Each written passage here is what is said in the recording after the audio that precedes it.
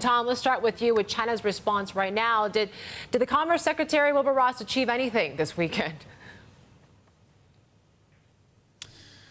Well, both sides said that they had talks that moved things forward and that they did focus on specifics. But essentially, both sides also came out of this without a joint statement. And what you did see, and you talked about this, was a hardened stance, really, from China, saying that these agreements, this deal around agricultural and energy imports to China that it had signed up to on May the 19th, that this deal and agreement would be null and void if the threat of tariffs from Trump do not recede and aren't put on the back of the table. So there is now a deep frustration here in China, I think it's fair to say, about the lack of decisiveness coming out of the Trump administration and the unpredictability. And Ross had come here for 2 days of talks, as you said, with Vice Premier Liu He, following that agreement between the two sides, where China had said that it would substantially increase its imports from the US. But then following that agreement, of course, you had the Trump comments that, in fact, this deal probably couldn't stand up, that it may not work. That was the president's line on that. And then, of course, you had the president coming out last week saying that the tariffs that he had threatened previously on $50 billion worth of imports from China were still something he was considering. So China then comes out with this new red line, as the state media have described it. And again, they're feeling a sense of whiplash here in China and frustration that they aren't getting more transparency from the Trump administration on these trade talks.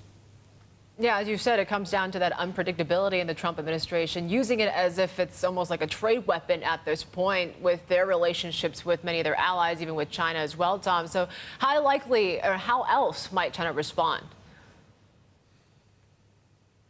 Well, we know that officials here have been working up a list, for example, of dozens, probably hundreds of products that they were going to cut tariffs on, ranging from healthcare products to food products.